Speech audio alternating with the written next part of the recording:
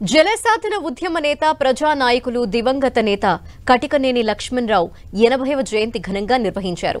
జయంతి సందర్భంగా నల్గొండ జిల్లా పిఏపల్లిలో కటికనేని లక్ష్మణరావు విగ్రహాన్ని ఆవిష్కరించారు.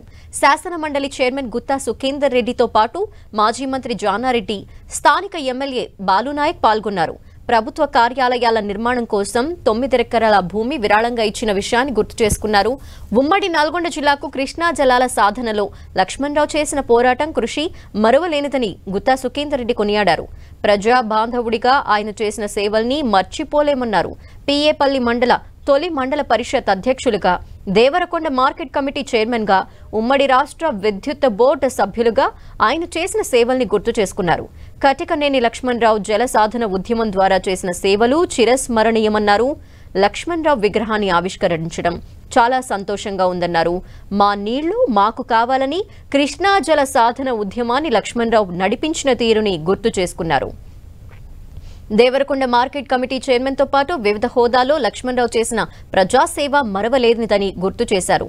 కలిసిన ప్రతిసారి నిరంతరం ప్రజల సమస్యల గురించే చర్చించేవారని, లక్ష్మణరావు మన మధ్యలో లేకపోయినా ఆయన చేసిన మంచి పనులు మనలో సజీవంగా బ్రతికే ఉన్నాయని గుత్తా సుఖేందర్ రెడ్డి కొనియాడారు.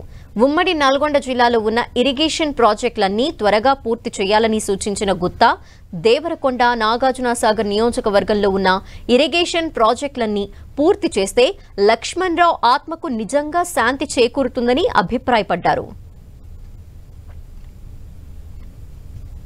లక్ష్మణరావు గారి కుటుంబ సభ్యులు, మాధవరావు గారు కానీ వారి కుటుంబ సభ్యులందరికీ కూడా వారి విగ్రహావిష్కరణ కార్యక్రమాన్ని మా అందరిని పిలిచి మళ్ళొకసారి మీ అందరినీ కలుసుకునేటువంటి అవకాశం కల్పించడానికి నేను ప్రత్యేకంగా వారికి ధన్యవాదాలు తెలియజేస్తాను. దాదాపు నేను మొదటిసారి 92లో నల్గొండ రంగారెడ్డి జేడీ అధ్యక్షుడు అయిన తర్వాత లక్ష్మణరావు గారు, ఆనాడు ఉన్నటువంటి పాండరంగారావు గారు, వీళ్ళందరూ కలిసి వచ్చినారు. మల్లెపల్లిలో ఒక చిల్డ్రన్ సెంటర్ మేనేజర్ను నేను ట్రాన్స్ఫర్ చేసినాను. సార్ ఉద్యోగంలో వచ్చినారు. నేను వారికి అన్ని గుర్తుపెట్టి చెప్పినాను, మీకు మేనేజర్ కావాలంటే. నేటి తరానికి లక్ష్మణరావు వంటి వారి జీవితం ఆదర్శనీయమని ఆయన కుమారుడు కటికనేని మాధవరావు అన్నారు. వారి స్ఫూర్తితో ప్రజలకు సేవ చేయాలనే ఉద్దేశంతో పలు కార్యక్రమాలు ప్రారంభించామన్నారు. తన తండ్రి సేవల గురించి పలువురు చెబుతుంటారని తెలిపారు.